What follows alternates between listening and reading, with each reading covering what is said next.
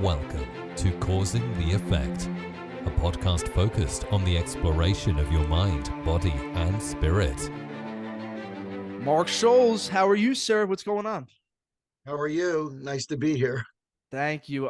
Everyone, I've been waiting for this all weekend. Marc Sholes, an author, psychoanalyst, New York guy, been doing psychology for 35 years. Let's start with the basics here, Marc. What got you into the journey of psychology? Was it something that you knew you always wanted to do, or was it something that kind of popped up when you got older? Yeah, I mean, that's a great question.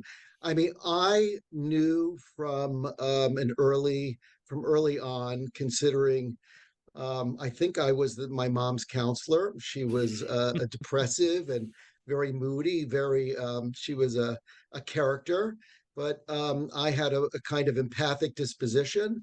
And I started counseling her probably around 4 or 5 years old. And it's just something I became, good at. Unfortunately, I mean, it's not a position I really necessarily volunteered for. And over time, I really learned about the consequences of that kind of being parentalized, kind of thing. And I studied psychology in college and graduated and got my LCSW and then went to become a psychoanalyst. And so from the very beginning, I've been dealing with this kind of, parentalized kind of style where children are more attuned to a parent than the parent is to the child. And when you say that, when the child is more attuned to the parent, what do you mean? And I will preface this for everybody. Marc we're going to be focusing on attachment style. We're going to be discussing some relationship, early childhood stuff. He's probably going to pick my brain apart here. But when you say that, what do you mean? The parent, the kid becomes attuned to the parent. Yeah, well, what's ideal and what really needs to happen is a child, an infant and a child have, all sorts of needs that need to be responded to by their caretaker. And when they're responded to in a good enough way and a consistent enough way, the child begins to have the sense that the things inside of me are worthwhile and there's a world out there that responds to them. And there's a sense of buoyancy and self-esteem that gets internalized. And when you reverse that, when the child's needs are not met or are inconsistently met, the child becomes more preoccupied with how did they stay connected to the caretaker. So instead of their needs being met, they begin to become preoccupied as how do they make the connection to the parent? Do they have to be less whiny? Do they have to be less needy? Do they have to, be less dependent? What is it about the parent that needs to be responded to? And so the child doesn't really ever get the sense or the ability to sort of discover themselves because they become more preoccupied with the security that is outside of them. And they end up having to know the other in many ways more than the self. Well said. And this kind of goes right into what I wanted to talk to you about, attachment style. Now, this Yeah. seems to be your expertise, and we'll talk about the book in a little bit. But what is attachment style? Let's start there. So attachment styles, attachment theory is a science based, a real theory, and it really is to say it sort of layman's words. We learn a language of how to attach. We learn a language of connectivity growing up. And that's our way of knowing how to be tethered to the world. And it's our way of knowing how to be connected to others. And there are different styles that we learn. There's an insecure style, which is, and under the insecure style, there's a couple of other variations. And then there's the secure style.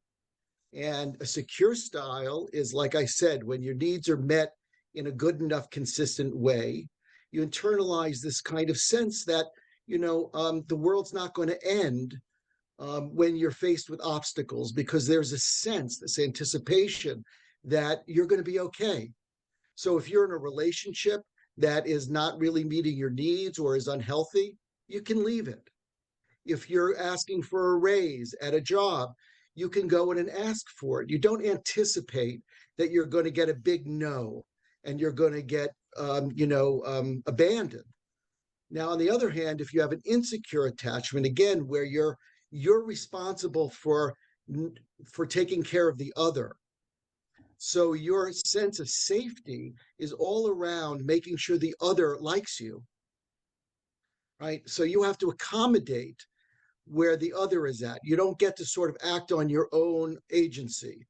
So you think about that when you go in for a job, or for an interview or for a raise, you're going in anticipating that your needs are bad. So you're already, losing before you even get a chance to get at bat. And it's the same thing in a relationship. If you're not happy in a relationship, or a relationship is unhealthy, you're thinking, well, maybe it's me. It's not them. Maybe they're right.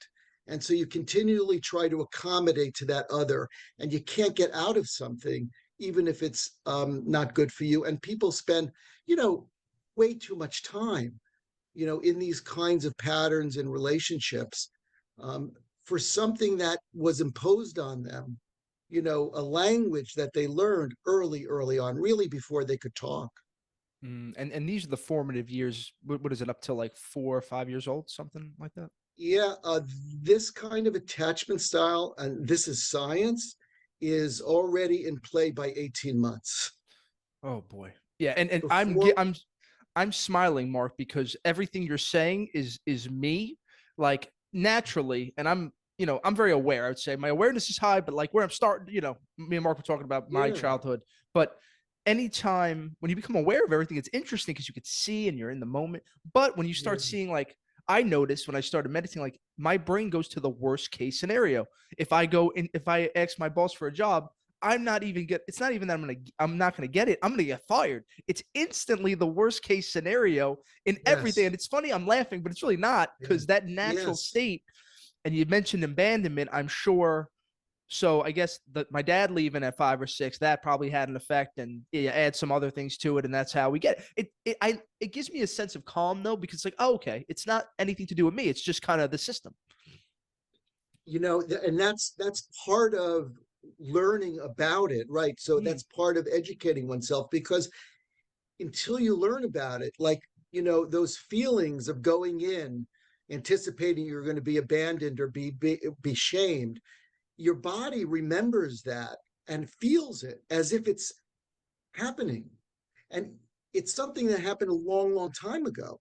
So by becoming aware, like you said, of what one style is or what's going on, you can begin to see what's me and what's not me, and you can begin to take the risk. At least once you're aware of something, you have choices. Something's not going to be a reflex. It can actually be more of a conscious choice. We want to get things out of the level of reflex, and bring it into the level of choice. mm, beautiful. Now, is it possible to change your attachment style? Yes, Thank God. it is. And should I talk about how to do that, or you Yeah, want to? please, Mark. Give Yeah, me. I'm taking. yeah. I'm gonna re-listen to this and take all your notes. I would be doing it if I wasn't the host, but I'm with So you. it's the truth is, and and I say this kind of lightly, but it's not for the faint of heart. When you change your attachment style, you really have to go against everything that feels familiar.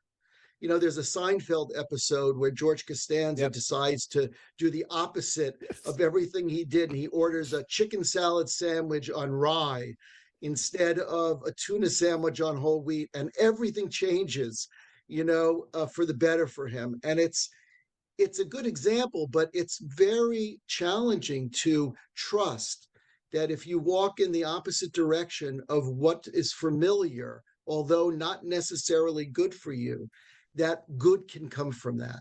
Mm. And that is, and we can do that in very small doses. And we have plenty of opportunity to do that. I think with cravings for food, I like the saying, be brave, ask why you crave. So we have a craving. So we usually just respond to a craving, instinctually. But if we begin to slow down, we begin to be mindful about, hey, I'm having a craving. What is it that I'm feeling? Right? What am I projecting onto this? Let's say it's pepperoni. Pepperoni pizza. Why is this pepperoni feeling so powerful? And you begin to bring mindfulness to small moments. Then you can decide: do I want that pizza? Should I order something else? Just bringing consciousness. Exercise is another thing. Somebody I spoke to recently, I was saying how some people with insecure attachments dread exercise. They dread it because focusing on the self is not something that an insecurely attached person was encouraged to do. It was always think about the other. So doing something for oneself usually has a kind of sense of dread. So bring that dread to the treadmill. Somebody said, oh, a treadmill instead of a treadmill. I thought that was kind of funny. Yeah. So if we can take that dread and instead of just react to it by not doing something, but we notice that dread and we bring it anyway to the gym with us, we go to the gym. Those are all moments of going in the opposite direction of what would normally be familiar. So those are small ways and inexpensive ways. And of course, 5 minutes of mindful meditation a day. I tell people you do not have to just take 5 minutes and sit, go through, learn. I write in the book about breathing exercise and how to focus on the breath, but being able to be with yourself and with those feelings that emerge. And instead of running away from those feelings or getting stuck on those feelings, just noticing them, being compassionate to them and coming back to the breath helps a person realize that they can be with themselves. Anyway. And I'm with you, and everybody knows we're big on that here, and particularly right when you wake up, stay off the phone. I try to tell everybody stay off the phone for an hour, because changing that little routine for me when I wake up at 4 a.m. and I believe in the 8 limbs of yoga, which they start with little posturing, little yoga, true yoga, then breath work, pranayama, then into my focus meditation. Well, you're quite advanced, but if you give yourself if you make even 5 minutes, that is the beginning of a practice. It's like if you turn in a boat's journey, if you turn the wheel just a little, at 1 degree, that journey is going to end up at a very different destination. So Absolutely. You start with 5 minutes, and look, you've done a much deeper dive. Mark, I couldn't do 30 seconds when I started. Right. This was 10 years ago, and my cousin, I was getting from the stress of the hedge funds, I was getting ulcers. So I went to the doctor. I was in my material form. So I said, listen, doc, give me the pills or whatever I need to do to take. I need to keep going. And he was like, whoa, like, relax. Are you stressed? I ended up being a very stressed kid. I don't react to stress well. It just kind of manifests heavily. And my cousin gave me a book called Mindfulness in Plain English. It was the first thing. I was like, what's my wacky? He lives in Thailand. He's Buddhist. I'm like, what's this guy doing? I'm never going to end up like this. And 10 years later, it changed everything. And for people, listen, if you can't go 5, go 4 minutes. If you can't, it's these incremental steps. 1 minute to 2. I remember I wanted to do 1 minute. 1 minute to 2 minutes to 3 minutes. Right. And whatever people, if mindfulness doesn't do it, try journaling, getting the thoughts out on paper right when you wake up. Any way that you get to do it with yourself, I think is the key. Mark's That's trying exactly to say. right. That's the ability. It's the ability to be with yourself and to realize that if you are, something good can come from that. Not something bad will necessarily come from it the way that one anticipates with this kind of attachment style, because the truth is being on one's own under conditions where a parent is really not responsive, it was overwhelming and frightening. And it's so funny that we're talking about going the opposite, because this happened at the end of last year, Mark. My family sits me down. They did like an intervention with women. They go, we know you keep bringing, I had, Mark, a very particular type. And I would just say in general, They were a very safe type of woman. And they came, and honestly, I guess unconsciously I looked for my family's approval. So they had to be pretty, they had to be calm, nice job, all this stuff. And they sit me down and go, listen, we know you keep doing this. It's the same type of woman every time. They look the same as all this stuff.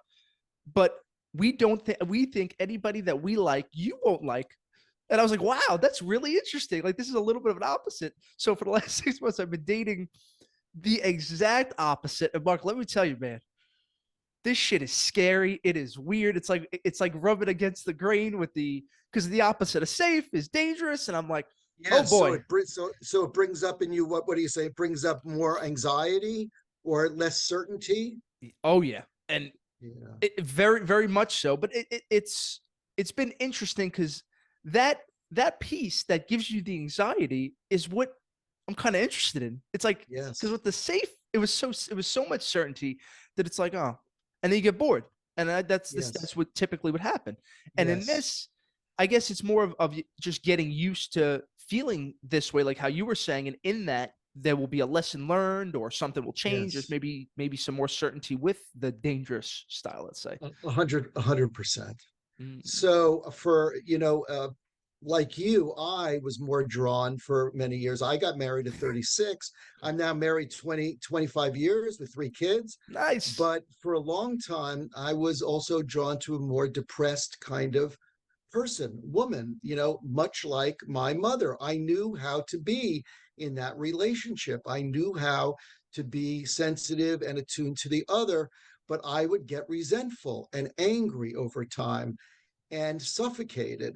And I kept, picking people who had that quality until Mm. finally I found somebody who was much less vulnerable and much less depressed, who was okay being angry and, was less emotional. And I didn't feel that same immediate chemistry of how to be in a relationship like this because it didn't require me to take care of them more than myself. And I lived in that place that felt unfamiliar and different. And over time, I could really begin to move forward with this person. And that person's my wife. And we have the whole thing, Yeah. marriage, which is not for the faint of the heart, but it's amazing. It's an amazing thing. Awesome.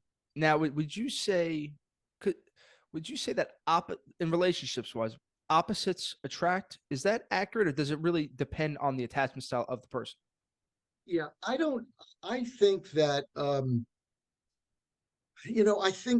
think chemistry is, of course, you need a little bit of chemistry, but I think that strong chemistry usually comes in when one detects that there's something that there's a familiarity about that kind of person for on both sides. Whether it's not just, oh, I'm really attracted to this guy, I think or woman or man or whatever it is. I think underneath that is some old stuff getting activated, and it's almost like a drug. And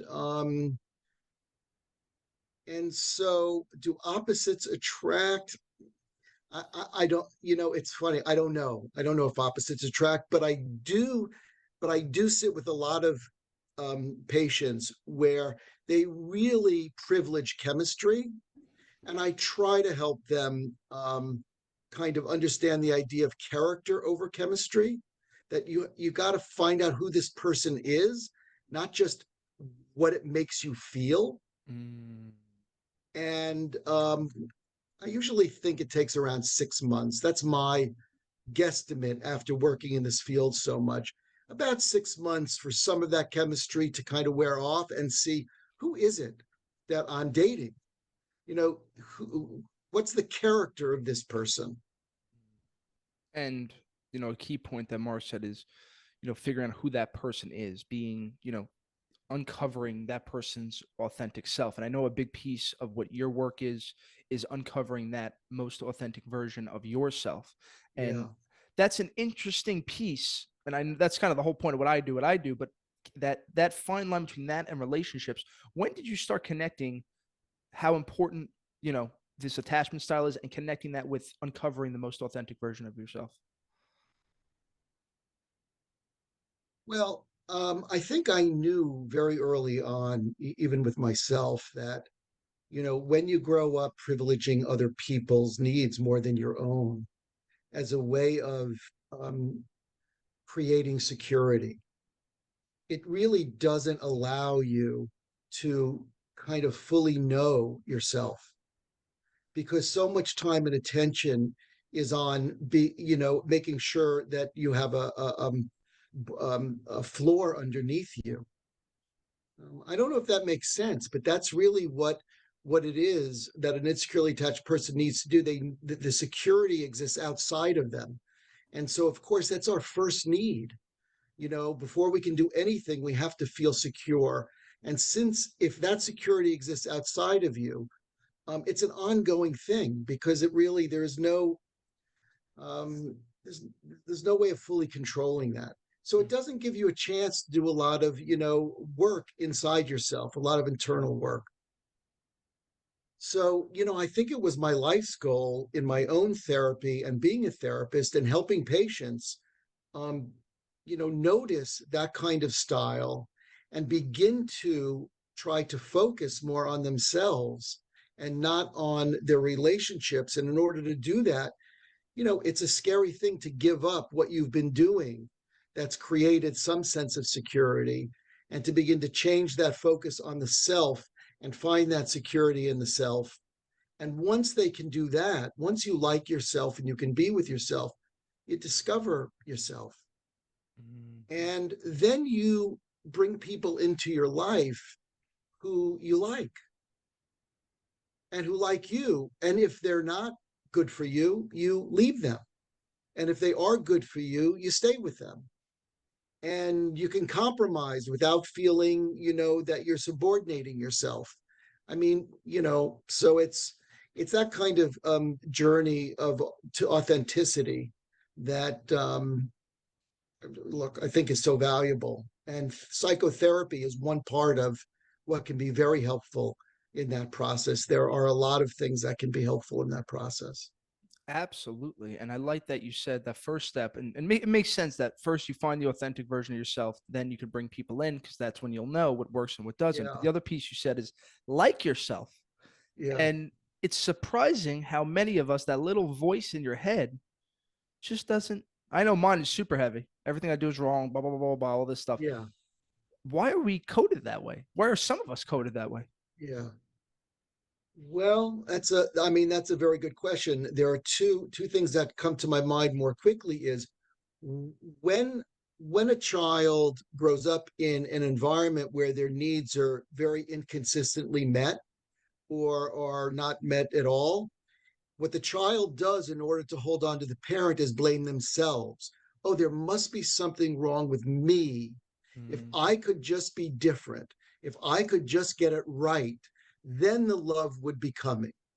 So early on, there's a sense that, oh, there must be something wrong with me. That's why things aren't working out for me. Right. And so that gets internalized. The mm, other is, if you don't have a lot of stamina if you're in let's say a relationship that's really not good for you, and you can't get out because you're too frightened, you can't like yourself very much. If you're not going to the gym because you're feeling too much dread, or you just feel lazy and you can't make it there, you're not going to like yourself very much. So you have to be able to be with yourself and to kind of walk in that direction, the opposite direction a little more, and to face your fears and still say yes to something. Then you begin to like yourself better, right? You can't like yourself if you're not brave. mm. And I think that's the interesting part with people today. It's like you tell us a lot of fakers about really being confident. I would say I was doing that in my 20s, and that's why I took up comedy. I said I want to just go after my biggest fears. Yeah, And once you kind of have the proof that, oh, I did do this, then that's right. where like the real authentic confidence comes from.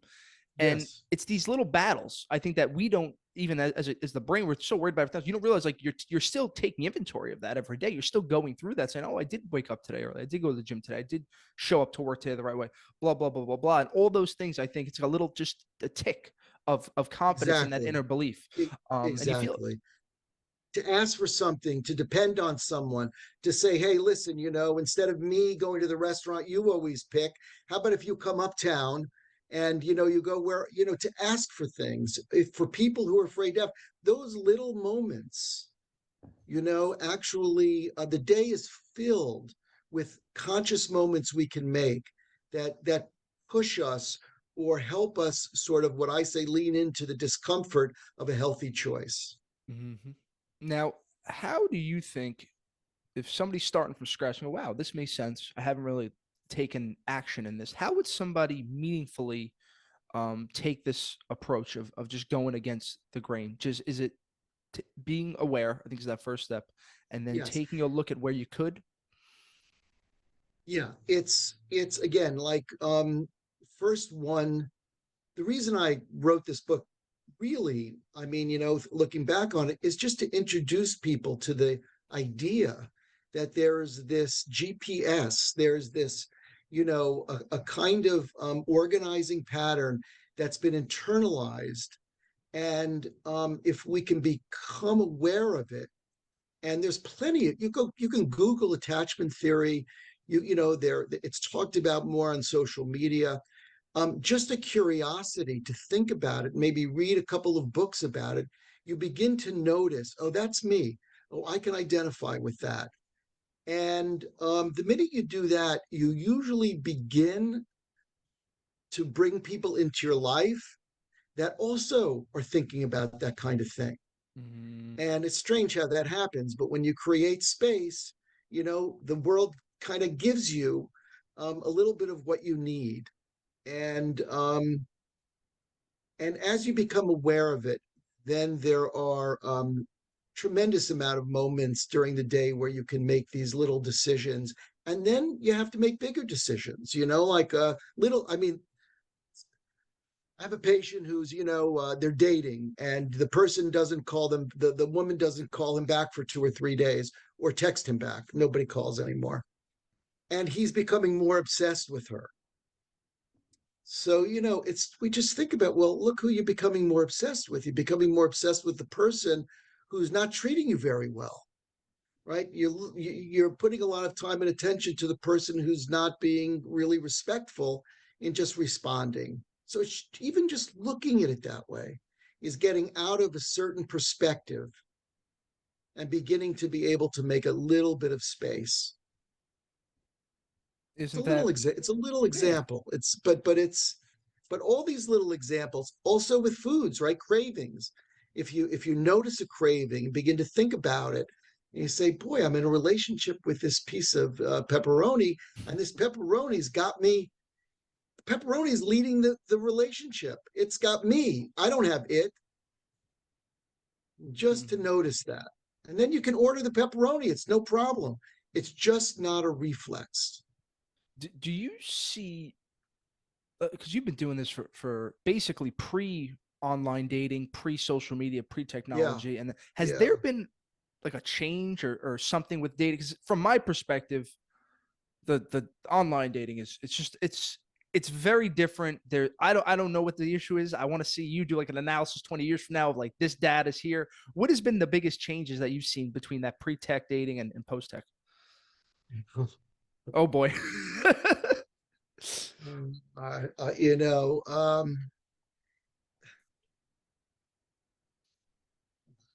it's a very good question. Um, one of the things I notice with patients of mine who are online dating is that they're very specific about what kind of person they like, filter out so many kinds of people. Not, I mean, just by swiping. They want they want them to be this and that and this and that. And really there's no real sense of wonder or spontaneity about meeting somebody who really kind of is outside one's kind of known entity. But it's very, people put themselves, it's very hard, you put yourself in a vulnerable position, I have people who get tons of responses, and I have a lot of people who get very few responses. And, you have to have a really thick skin to stay in the game and, do this online dating.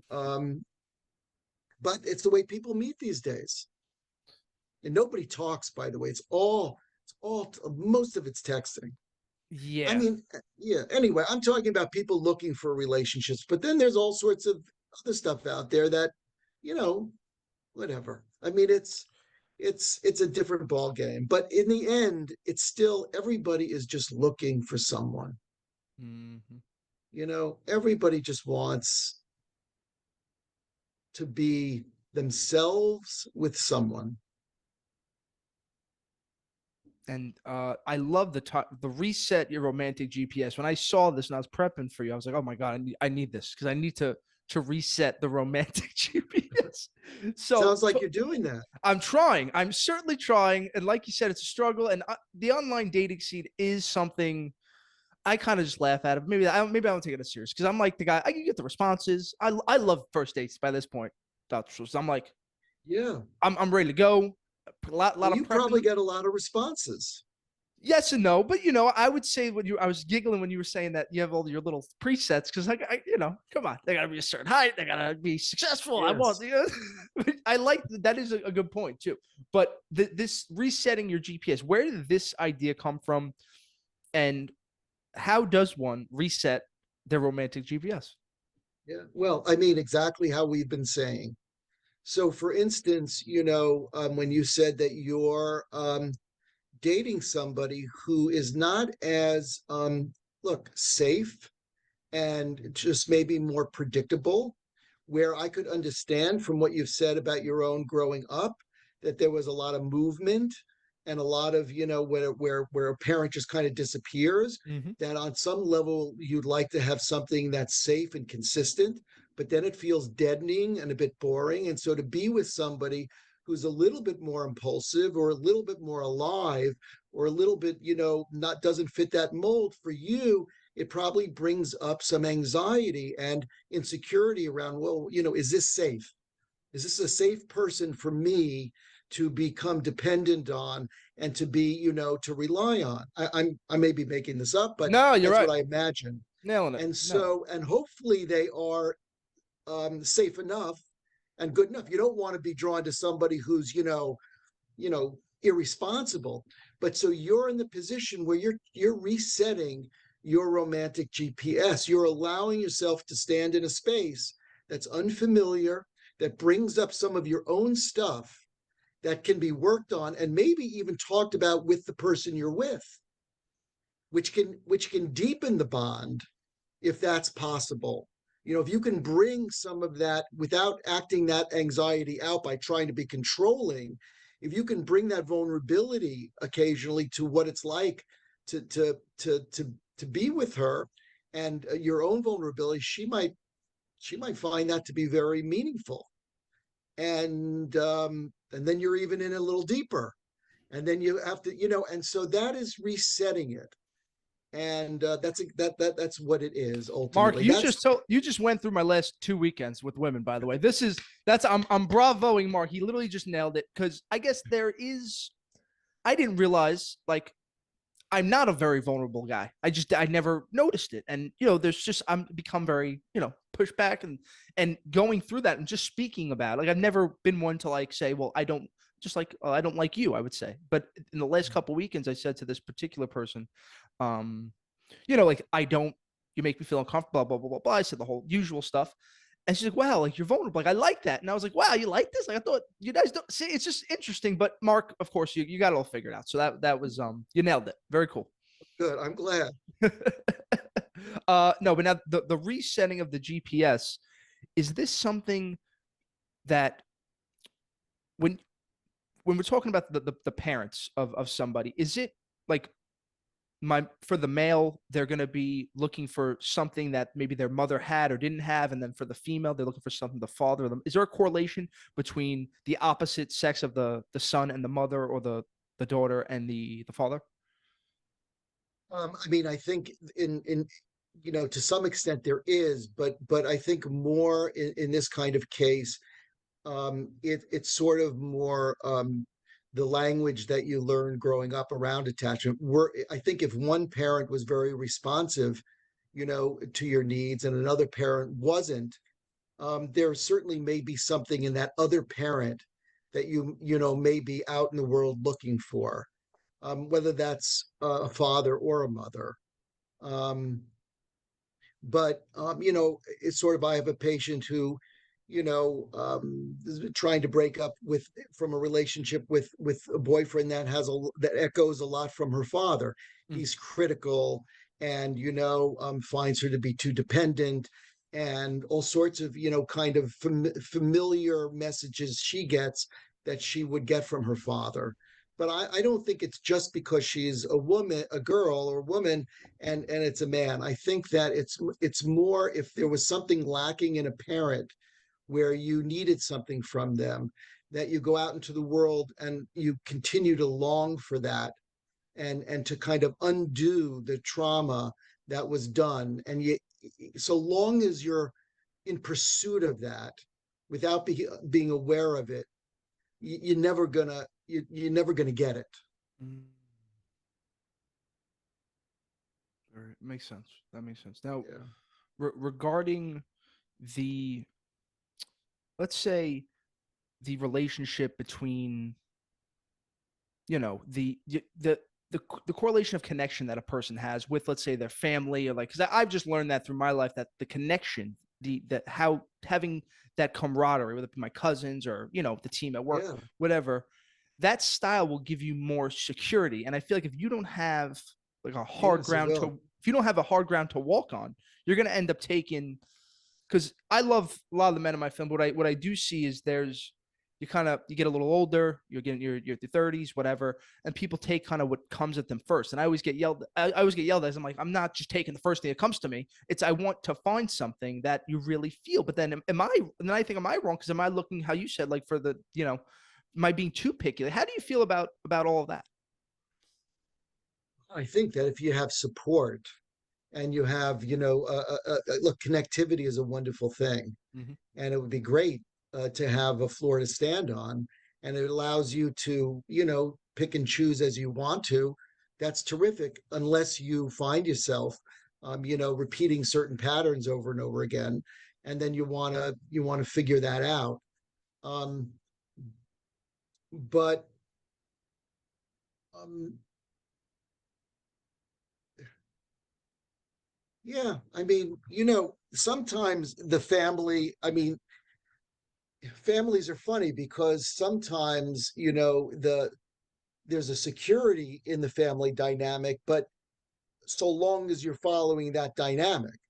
I mean, there are families where if you go outside of that dynamic, or pick somebody outside of what that dynamic likes, there's pressure not to go with a certain kind of person, and that's a different kind of story.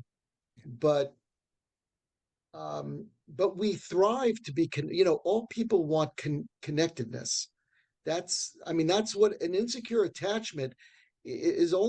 It's only an insecure attachment because it's our only alternative of being attached, was to be Mm. preoccupied with the other, because the opposite wasn't available. We all crave attachment. So if somebody's, pondering, they're psychoanalyzing themselves right now, what would a healthy attachment look like? Whether it be the food, the pepperoni, whether it be the person, or, Yeah, or whatever their attachment is. What yeah. is a healthy attachment? So a healthy attachment, well, for somebody with a secure attachment, first of all, they can, they don't necessarily need to be with somebody also who has a secure attachment. They have more of an option of, who they'd like to be with. But a secure attachment is a person who can kind of own their own feelings, own their vulnerability. Um, they can ask others to help. Believe it or not, being securely attached means being able to be vulnerable and to use people to help with that vulnerability. If something is unhealthy, they would be able to leave it. or to walk away without feeling, oh my God, I'm going to die if I leave this person. Um, so, I mean, a healthy attachment, a healthy relationship between two people who are struggling, and relationships are a struggle, is the ability to communicate one's needs, to notice when one's triggered, to try to think about if the partner says, there's something about what's going on here, it doesn't feel like it's really all me at the moment.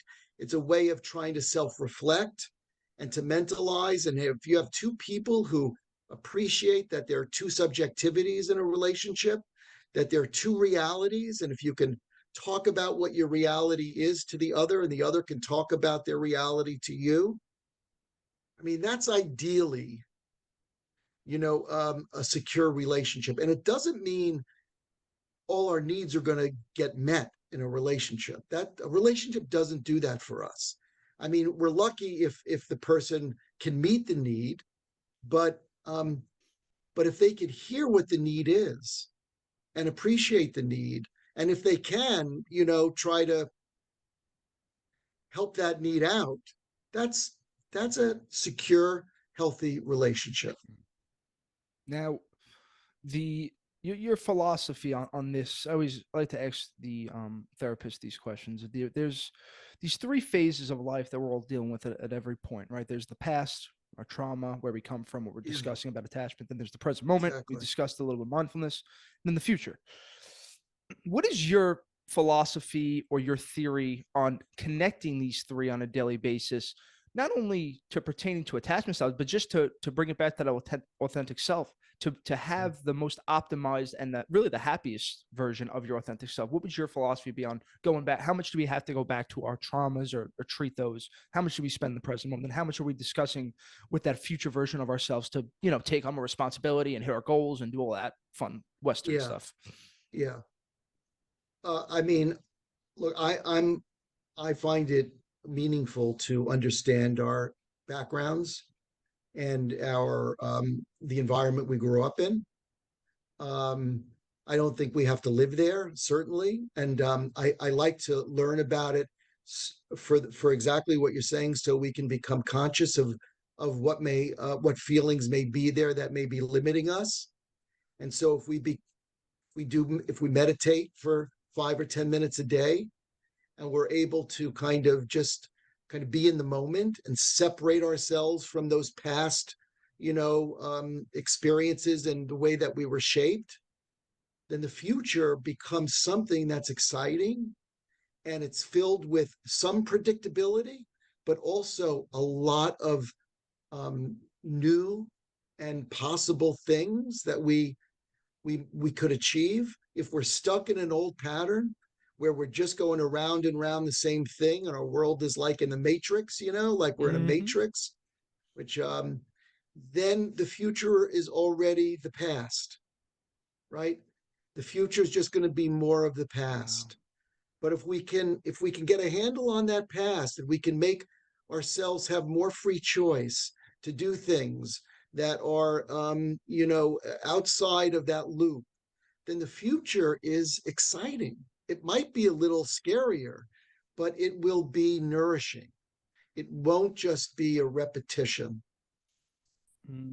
I've never heard that. I've asked multiple, and that's a great response there, that if you don't really look into your past and even the present in a moment, you're just reliving the past. The future is just more of the same.